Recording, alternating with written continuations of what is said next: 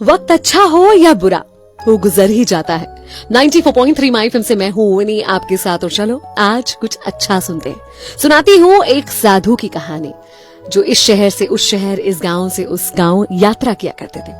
एक गांव में पहुंचे क्योंकि शाम हो चुकी थी, तो उन्होंने एक घर पर दस्तक दी। घर से बाहर आया आनंद। साधु को देखकर उसने बहुत दिल से साधु का स्वागत किया, उन्हें बिठाया, सत्कार किया, बहुत अच्छी तरह से भोजन कराया और रात में साधु ने उसके घर में ही विश्राम किया। साधु उसकी सेवा से बहुत प्रसन्न थे। जाते हुए बोले कि ईश्वर करे कि तुम दिन दूनी रात चौगनी तरक्की करो।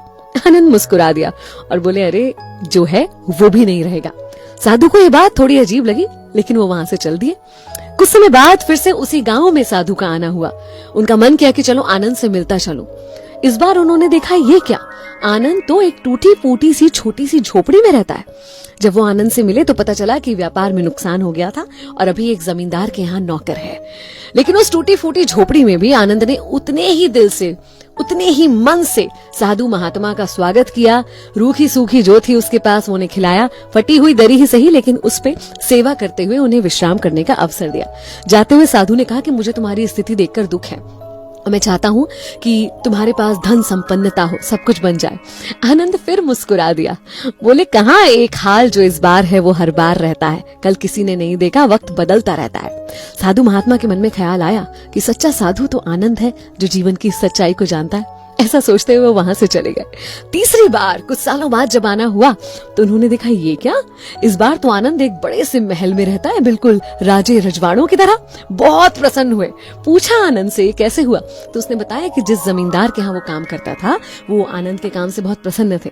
क्योंकि उनकी कोई संतान नहीं थी तो अपना सब कुछ आनंद के नाम कर गए थे। साधु महात्मा हमेशा की तरह उससे बहुत प्रसन्न थे। जाते जाते उसे फिर आशीर्वाद देते हैं और कहते हैं कि मैं चाहता हूँ कि तुम्हारे ये सुख संपन्नता हमेशा यूं ही बनी रहे। आनंद मुस्कुरा दिया और बोला, आप अभी तक नहीं समझे? तो साधु ने कहा, क्या ये भी नहीं रहेगा? आनंद ने कहा, या तो ये नहीं रहेगा या इसे रखने वाला नहीं रहेगा। साधु के मन में ख्याल आया कि जो आनंद कह रहा है वो है तो सही। बस वहां से चले गए। कुछ सालों बाद जब फिर उस गांव में आना हुआ तो आनंद का महल तो बरकरार था, लेकिन महल में आनंद नहीं था। वहां पर कबूतर गुटर गू कर रहे थे। बेटियां ब्याह कर अपने अपने घर जा चुकी थी और एक कोने में, एक कमरे में उसकी बीमार पत्नी सिर्फ उस महल में रह गई थी।